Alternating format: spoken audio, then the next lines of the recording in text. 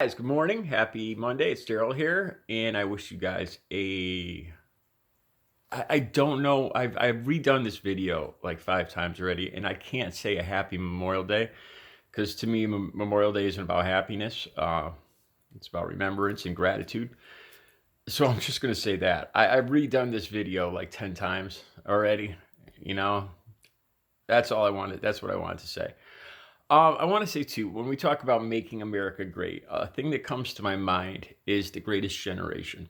And yes, I'm going to bring up Saving Private Ryan. I got a few links down below. I probably do this every year. I'm not sure, but I not only watch the movie Saving Private Ryan, but I look up the uh, the real descriptions from people that were actually there. There's not many left. Anybody that was there is probably over 96 now. If they were 18 and 44, the landing there on Omaha Beach was in June of 1944. Um, anyway, about making America great again. When I actually hear that phrase, besides for the pure irony and everything else that comes along with it, I really do think of the people that were involved in that landing. I think it should be required viewing for kids in school. Maybe it is. I don't know. Um, the links down below give a lot of detail into how real it was, how real that movie was. It was a Steven Spielberg movie, Tom Hanks. There was a few. I'm sure the sticklers will point out a few inaccuracies here and there, but it was very real, and that movie had a profound impact on me.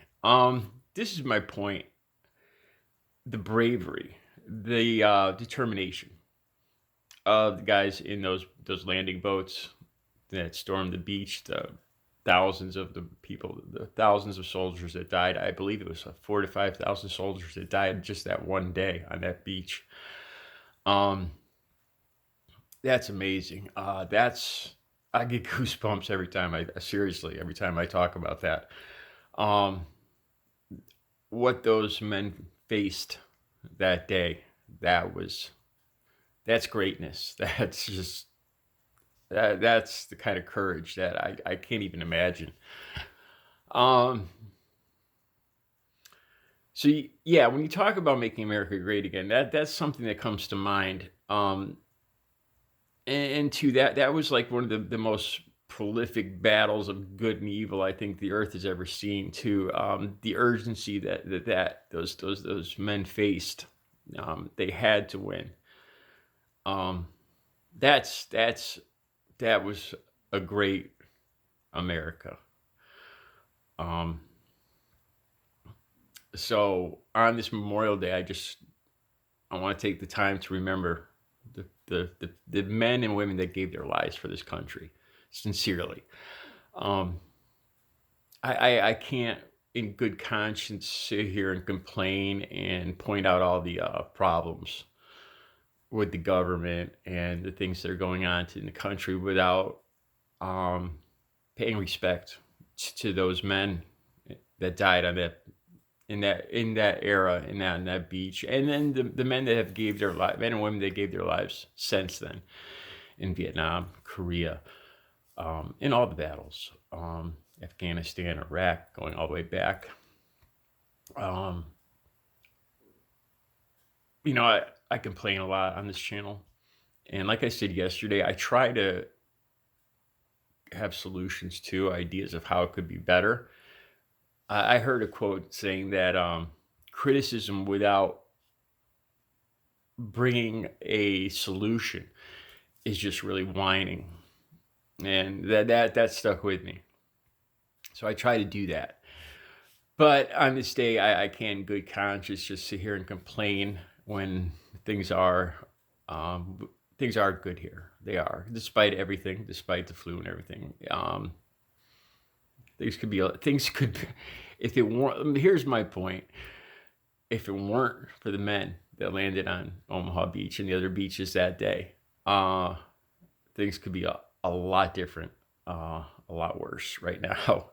So instead of sitting here and complaining about everything that's going on today, I think I'll take this day to remember the incredible bravery those guys faced, summoned up, knowing they were going to die. I can't even imagine it. That when they call that generation the greatest generation, that's not a misnomer. I'd like to think there's not many of them left. To put it frankly. Like I said, I think if they were 18 and 44, that would make them 96 at a minimum right now. I'd like to believe that that generation would at least would be more cognizant of the president than the generation that came after them. I'll just say that. And just one last thing.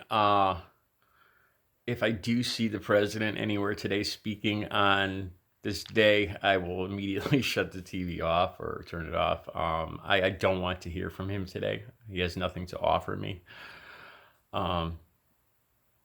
If I could give him any advice today, it would be to just go to pay his respects, maybe at the Vietnam Memorial or something like that, and just zip it. That would be my advice to him today. But yeah, other than that, I'd like to just pay respect and remember how we do have a lot to be grateful for. We really do. We could have lost a lot more if it weren't for the people that gave their lives.